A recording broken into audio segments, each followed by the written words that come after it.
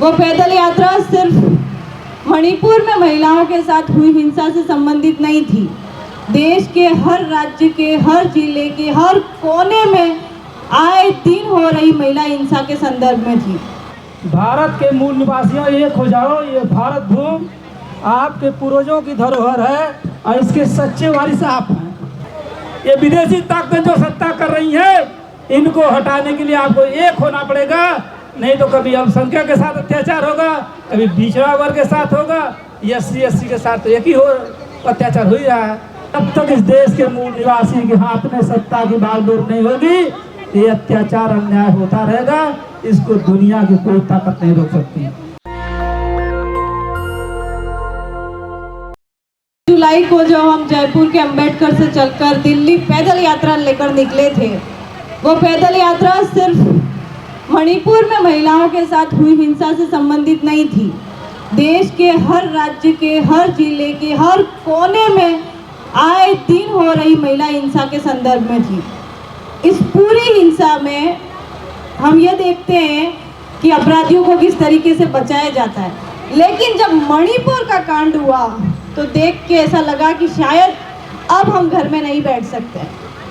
फिर कुछ साथियों से बात हुई, कई सारे साथियों से बात हुई, लोगों ने कहा हम आएंगे, लेकिन सिर्फ 2 ऐसे साथी थे जो आज 30 तारीख से चलकर यहाँ तक पहुँचे।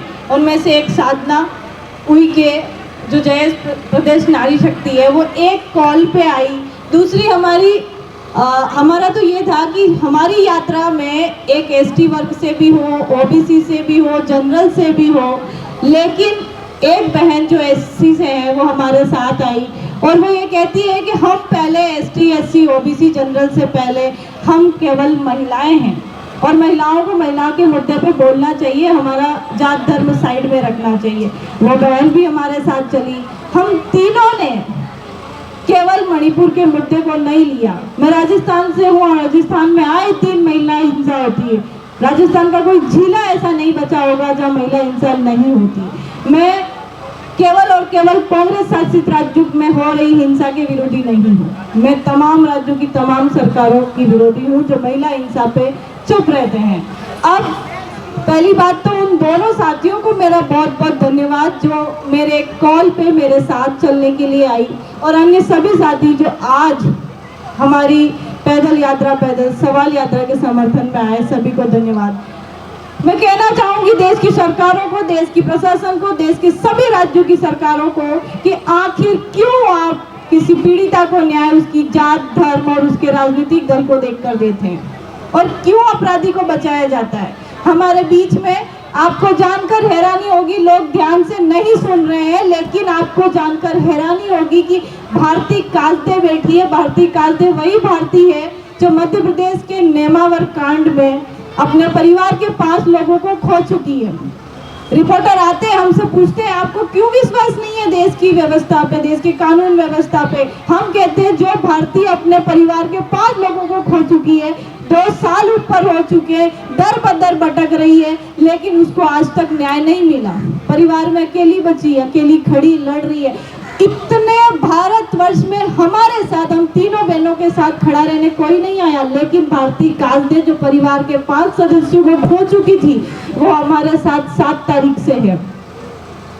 ट्रेन का रिजर्वेशन नहीं हुआ तो जनरल डब्बे में बैठ के आई, बोलती है दीदी आप महिलाओं के लिए लड़ रहे हैं, मुझे आपके साथ आना है। मैं गर्व करती हूँ ऐसी महिलाओं पे और सोचती हूँ एक महिला होने के नाते कि देश में ऐसी महिलाएं हर राज्य के हर जिले में हो, ताकि एक महिला हजारों महिलाओं का नेतृत्व कर सके। हमारे लोग चुप रहते हैं, इंतजार करते हैं कि कब हमारे साथ हिंसा हो। पता चलता है बगल में हो रही है, हम चुप बैठे हैं। पता चलता है अरे वो तो गुर्जरों की हुई, हमारे क्या करना। कई बार सोचते हैं अरे वो तो आदिवासियों की हुई, हमारे क्या करना है।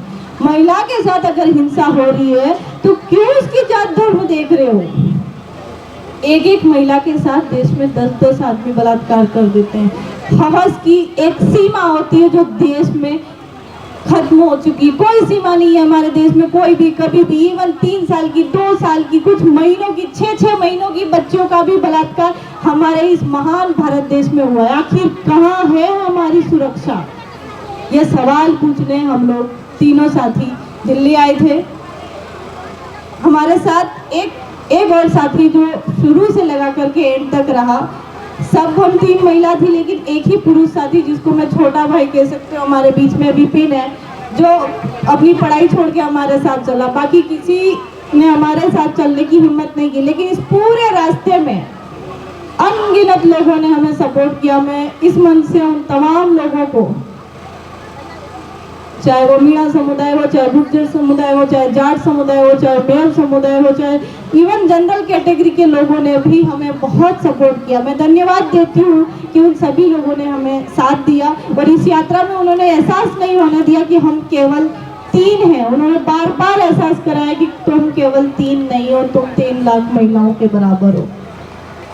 मुझे खुशी है कि कम से कम एकता परिषद का महिला प्रकोष्ठ तो यहाँ आया, वरना हर संगठन ने हमसे ये कहा कि हम आएंगे आएंगे आएंगे, आया कोई नहीं। पता है क्यों? क्योंकि वो सोचते हैं कि हमारा संगठन ऊपर होना चाहिए। उन्हें अपराधी से मतलब नहीं है, पीड़िता से मतलब नहीं है, किसी के साथ हुए अन्याय पे न्याय मांगने से मतलब नहीं है।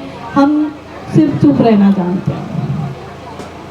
इससे पहले कि मैं भावनात्मक हो जाऊं, अपने शब्दों को विराम दूंगी, लेकिन उससे पहले एक ही नारा दूंगी, महिलाओं के साथ अत्याचार बंद करो, महिलाओं के साथ अत्याचार बंद करो, बलात्कारियों को फांसी दो, बलात्कारियों को फांसी दो, जातीय हिंसा बंद करो, जातीय हिंसा बंद करो, धार्मिक हिंसा बंद करो। भारत के मूल निवासियों, एक हो जाओ। ये भारत भूमि आपके पूर्वजों की धरोहर है और इसके सच्चे वारिस आप हैं। एक हो जाइए। अल्पसंख्यक आपका इंतजार कर रहा है, पिछड़ा वर्ग भी जो रहा है। इसलिए हम समस्त प्रकृतिवादियों को कहते हैं कि एक मंच पर हो जाइए। सत्ता सरकार बना लेंगे, जब तक सत्ता की कुंजी आपके हाथों में होगी नहीं होगी, आपका न तो विकास हो सकता, न तो आपका अत्याचार अन्याय रुक सकता। ये सरकार आती जाती रहेगी, अन्याय करती रहेगी। उसका एक ही विकल्प है, सत्ता की बागडोर जब तक मूल निवासी के हाथ में नहीं होगा, इस देश का विकास संभव नहीं है। न तो अत्याचार अन्याय रुक सकता, न तो आपका विकास रुक सकता हो सकता। ये जो भी सरकारें आएंगी अत्याचार अन्याय करते रहेंगे, चाहे एससी हो, एसटी हो, बीसी हो। आपस में हम सहोदर भाई हैं। इस देश में सबसे पहले महमूद गजनवी 21 लोगों को मात्र लेकर भारत आया था। जो आप मुसलमानों व बाहरी की बात होती है, 21 लोगों को लेकर इस भारत में आया था और इस देश के अंदर जो अत्याचार अन्याय हो रहा था मनुवादियों के द्वारा, उसको उसने देखा और सम्मान वंचित समाज के लोगों के साथ बैठकर खाया पिया और उन्हीं लोगों को अपनी फोर्स में उसने भर्ती किया, उन्हीं लोगों को सम्मान दिया और उन्हीं लोगों को अपने सेना में भर्ती किया और इस देश की लड़ाई लड़ी और पूरे मुसलमान मोहम्मद संसद की शासन कायम हो गया। और आज जो देश के लोग, मनुवादी लोग, जो आपको बताने का प्रयास करते हैं कि मुसलमान बाहरी है, मैं दावा के साथ कर दूं मुसलमान बाहरी नहीं, इस देश का मूल निवासी और 80% मुसलमान आदिवासी है। यही लोग इस देश के मूल निवासी लोग ही, बहुत से लोगों ने हिंदू धर्म कबूल कर लिया, कुछ लोग ईसाई हो गए और कुछ लोग मुस्लिम बन गए। अब इस बात की जरूरत है, यदि इस देश का मूल निवासी के SC ST OBC, इस देश का मूल निवासी यदि एक हो जाए तो यह भारत भूमि इस देश के मूल निवासी की पूर्वजों की धरोहर है और इस सत्ता के आप वारिस हैं। ये विदेशी ताकतें जो सत्ता कर रही हैं, इनको हटाने के लिए आपको एक होना पड़ेगा। नहीं तो कभी अल्पसंख्यक के साथ अत्याचार होगा, कभी पिछड़ा वर्ग के साथ होगा, SC ST के साथ तो एक ही अत्याचार हो ही रहा है। क्योंकि मेरा स्वास्थ्य भी ठीक नहीं है, इसलिए मैं अपनी बात बहुत थोड़े में ही कहकर यही समाप्त करता हूँ। उत्तर प्रदेश की मैं बात बताऊँ, जहाँ तक जात पात का मामला है, उत्तर प्रदेश में एक ऐसा समाज है जो आदिवासी के नाम पर प्रॉपर्टी ले रहा है। जिसे नायक ओझा कहते हैं। अभी जौनपुर में, मिर्जापुर में मेडिकल कॉलेज में 2 डॉक्टर के लिए आवेदन आया था, उसमें दोनों नायकों ने ले लिया। और इस तरह से राजस्थान के अंदर मीना और मीणा का सवाल उठता है। मीना और मीणा 2 जातियां होती है, एक जनजाति जाति होती है, एक सामान्य वर्ग की जाति होती है। किसी की सरकार थी, उसने एक कर दिया, सारे सामान्य लोग मीना बन करके 80% सामान्य वाले मीना बन करके पूरे देश में एसपीडीएम आईजी बन गए हैं। तो ये खेल सरकार का है, सत्ता का है। इसलिए साथियों, आपको एक होकर सत्ता में जाना पड़ेगा। जब तक इस देश के मूल निवासी के हाथ में सत्ता की बागडोर नहीं होगी, ये अत्याचार अन्याय होता रहेगा। इसको दुनिया की कोई ताकत नहीं रोक सकती।